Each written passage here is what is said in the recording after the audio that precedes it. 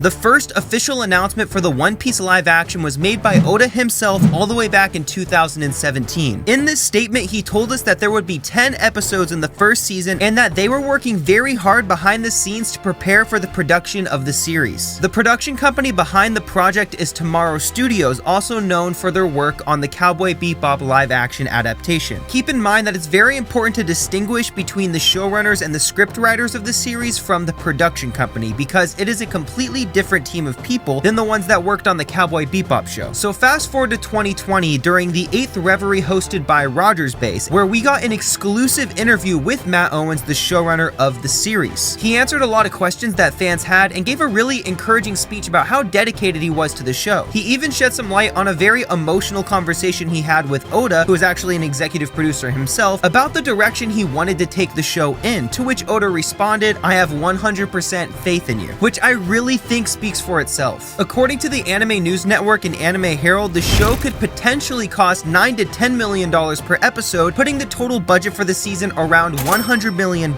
This would not only make it one of the most high-budget TV shows to ever be produced, but also make it the highest TV show to ever be produced in the continent of Africa. It would place the series up there with a lot of other really popular TV shows like The Mandalorian or Game of Thrones. Seeing as how profitable One Piece is already, I wouldn't be surprised if Oda throws in a little extra money there himself. The 10 episodes in Season 1 will cover the entirety of the East Blue Saga, with the end of the season being the Straw Hats making their journey up Reverse Mountain and into the Grand Line. No one really knows yet how the season will end or what the showrunners might use as a cliffhanger, but I feel like it's fair to speculate that it's probably going to be the moment during the storm where they're going up Reverse Mountain, or the moment where they finally enter the Grand Line. Maybe they'll use Laboon as a cliffhanger or a big antagonist for the next arc like Crocodile. In a leaked image of the official script, we got our first look of the logo of the series along with the title of the first episode, Romance Dawn. We also got a potential leak of a scene with Zoro cutting down Mr. 7 of Baroque Works, a really cool reference to possibly a season 2,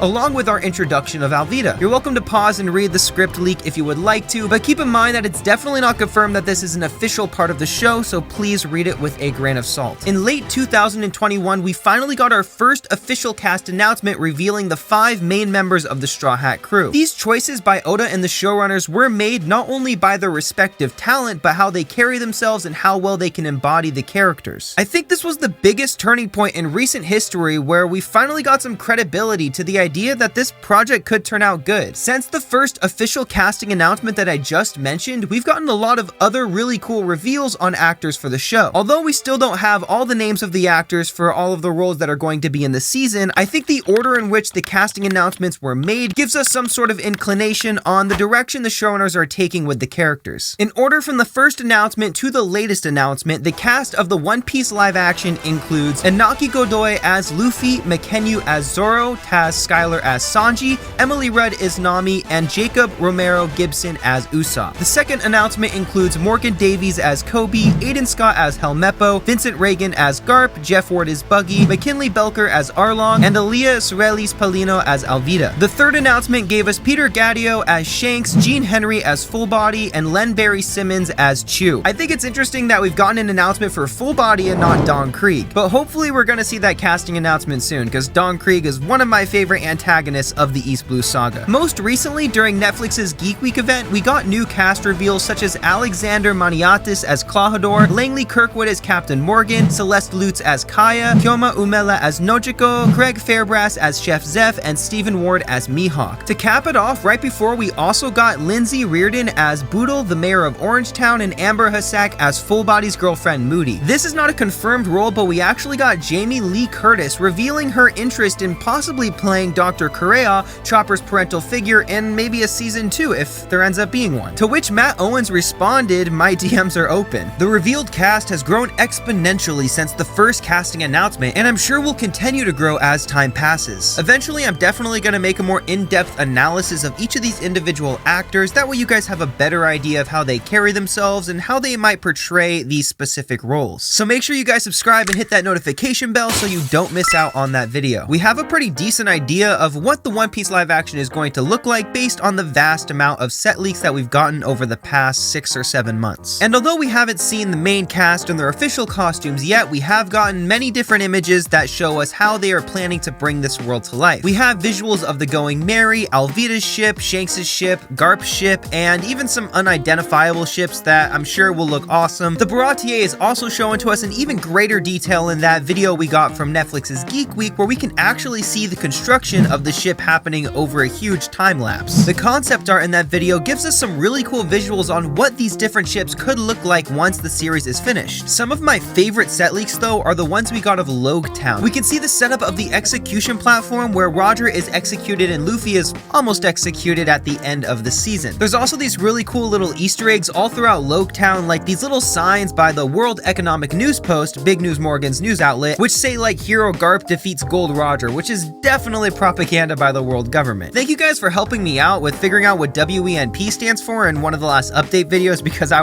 had no idea what that means. The only costume leaks that we've gotten so far are those of the Navy outfits that we can see in some city, maybe Orange Town or the G5 base, but we still have yet to see any other characters in their respective costumes. There's a lot of very prominent figures in the film industry that are working on the series, one of them being Mark Jobst, who directed the first 2 episodes of the season. He's known for working on a variety of very popular different series such as Marvel's Daredevil, The Witcher, Marvel's Punisher, and even Hannibal. Filming for the first 2 episodes ended all the way back in May 7th. It's unknown which directors are working on the series currently, but 2 other rumored directors are Tim Southam, who worked on Bates Motel, and Emma Sullivan, who worked on Doctor Who 2020. The One Piece live action has been in its filming stage for just over 100 days, and it is predicted that filming will end sometime in July or August. An insider on the show clarified that there is still a lot of work to do with production, post-production, etc., and to not expect a release until late 2023. I did an entire breakdown on when you can expect the One Piece live action to be released and why, along with the different stages that these things go through before they reach a final product. If you guys are interested in checking it out, go ahead and click the card at the top right hand side of the screen. According to the president of South Africa, Cyril Ramaphosa, Netflix's One Piece is the largest production in the continent of South Africa. He actually visited the set personally, which I think is really fucking cool. The series is currently filming under the codename Project Panda, which is a reference to Panda Man, a secret One Piece character Oda likes to hide in scenes with a bunch of different characters. But in March of 2021, Steve Maeda, the other co-showrunner of the series, released this codename Project Roger. So I don't really know, maybe the codenames differ from episode to episode. A survey conducted by the fandom to assess expectations for the One Piece live action actually turned up with some really promising results, showing that a majority of the fans, 62% to be exact, voted a 7 or higher on their expectation for the series, which I thought is very promising. I personally put an 8 because,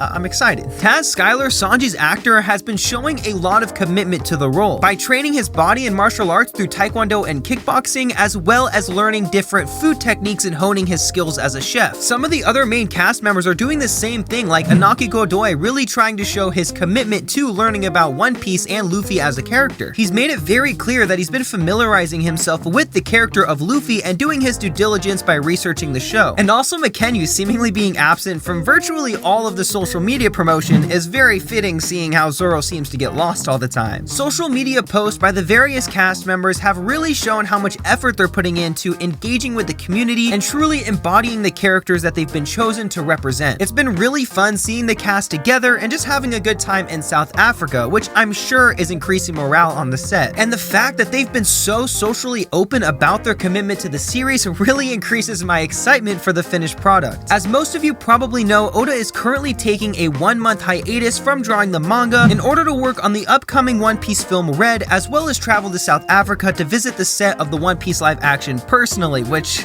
I'm sure is really cool for the people working on the series. He stated that he actually wanted to visit earlier but couldn't due to COVID restrictions. And I can't imagine how frustrating that all must have been for the different people working on the show. Oof. But I'm really happy to see everything finally come together after these 4 or 5 years of speculation on how it would turn out in the end. I'm still moderating my expectations, but I can't help but be really excited for the official release. So I tried to condense all of the information that I've gathered over the past 8 months into a single video, but of course I probably missed 1 or 2 things here or there. If you guys notice that I missed something, feel free to comment and let me know, and I will include all of your guys' additional information into my own pinned comment, as well as any additional updates we get in the future. If the adaptation is successful, I think one thing that we could definitely expect is more seasons. I made an entire list breaking down what future seasons of the One Piece live action could look like, so if you want to check that out, definitely click this video right here.